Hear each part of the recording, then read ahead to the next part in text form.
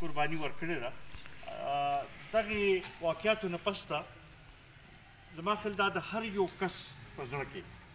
یو سوال راپورته شوی دی، د هر پښتون په زړه کې دا یو خبره ده چېرې کله پورې به دا جنازې وچتوو، کله پورې به دا قربانۍ ورکوو، کله پورې به داسې مونږ دا دماکي کېږي او زمونږ مشران، زمونږ ځوانان، زمونږ میندې خویندې چې دي هغه به شهیدانې کېږي. نو په دغې حوالې سره مونږ دا غوښتلو چې په دې ورځ باندې دغې شهیدانو ته هم خراج عقیدت هم پیش کړو، د هغوی خاندانونو سره اظهار یکجهتي هم وکړو، خو سره و سره یو پیغام د پښتنو راوړه د اسلام آباد کې ناست د پاکستان واکدارانو له هم ورکول غواړو چې بی مونږ نور دې ته تیار نه یو چې په خپل خوره باندې دا زمونږ دا اور چې دی چې دا همداسې بلیږي. مونږ دې ته تیار نه یو چې نورې جنازې اوچتې کړو، مونږ دې ته تیار نه یو چې نورې قربانۍ ورکړو. اوس دا د ریاست ذمواري ده چې هغه مونږ له امن راکړي. بعضې خلک وایي چې مونږ امن غواړو، زه د هغې نه بدله خبره درته کوم. زه وایم غواړو خو به هغه شی چې یو شی دغه یو مونږ ورته وایو چې دا مونږ له راکړي، دا امن خو زمونږ حق دی، دا حق به مونږ له راکوي دوی به. په دغې حوالې سره پکار دی چې مونږ دغه ځای کې د اظهار یکجهتۍ هم مظاهره وکړو او دا پیغام هم چې دی چې دا په اسلام آباد کې ناست خلکو ته ورکړو. او سره د په دې ملک کې چې کومه ګراني راغلې ده چې هغې نه هر یو کور هر یو کس متاثره دی.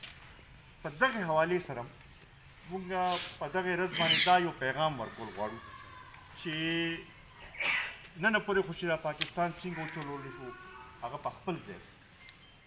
خو دا اسلام آباد کې ناست خلکو ته ویل غواړو چې کله چې د قربانۍ وخت راشي نو هغه وخت کې خو تاسو ته دا ورکوټې صوبې او پښتانه رایاد شي. خو چې کله د حق ورکولو خبرې، چې کله د ترقۍ خبرې، چې کله د وسایلو د تقسیم خبرې، چې کله د روزګار ورکولو خبرې، نو په هغه وخت کې بیا چې دی بیا ورته دا پښتانه هم یاد نه وي او بیا ورته دا ورکوټې قومونه هم یاد نه وي. مونږ ورته دا دغه کول غواړو چې دا یو خبره دې ځل کوو چې اوسه پورې خو چې څنګه تاسو پاکستان وچلو هغه په خپل ځای،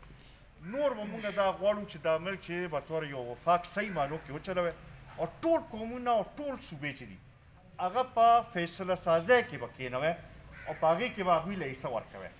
د وسایلو په تقسیم چې دی دا به یو شانتې کوی چې د هر چا ته خپل حق میلاو شي، روزګار چې دی هغه هر چا ته خپل میلاو شي. دغې حوالې سره به مونږ دغه کوو، دې نه به یو تحریک دا شروع کوو چې بی اوس نور که دا ملک د دې ملک تاسو ترقي غواړئ نو هغې واحد لاره دا ده چې د پارلمان بالادستي به منئ، د صوبایي خودمختاري به منئ او بطور یو وفاق صحیح معنو کې دا ملک به چلوئ نو هله به دا ترقي کوي، به دا ملک په هله صحیح طریقې سره چلي. نو په دغې حوالې سره زما خیال دی چې دا یو زموږ ټول لپاره اهم خبره ده او دا زموږ ټولو یو مسله ده. نو په دغې حوالې سره چې دی هم په دغې ورځ باندې به دا پیغام او دا میسج به هم د اسلام آباد کې ناست خلکو ته ورکوو. په دغې باندې زما دا درخواست دی چې تاسو ټول به په ګڼ تعداد کې راځئ، به مخکې چې څنګه دا برسي کامیابه کړې ده دې ځل به دا کوشش کوئ چې نور هم ښه طریقې سره او نور هم ښه انداز سره په دې برسۍ کې تاسو شریک شئ. زه چونکې تنګي کې چې کومه جلسه شوې وه د هغې نه پس دا لومړنی میټینګ دی، زه د ټولو ملګرو شکریه په هغې کې مې دا کول غواړم. ډېر ښه پروګرام شوي وو او ټولو ملګرو ډېر په هغې کې همت کړی و. انشاءالله زما دا تمه ده چې همداسې به دا سلسله مونږ جاري ساتو به او شمولیتونو خلک رابطې کوي لګیا دي، انشاءالله دا سلسله به شروع کوو به او دا به خلکو ته ښیو چې د پښتنو حقوق حاصلولو لپاره، د پښتنو د ترقۍ لپاره یو پلیټفارم دی نو هغه همدغه قومي وطن پارټي ده او ملي رهبر جناب آفتاب احمد خان شیرپا داسې مشر دی چې هغه مونږ له دا مسایل حل کولی شي. زه یو ځل بیا د ټولو ملګرو د ټولو مشرانو ډېر زیات مشکور یم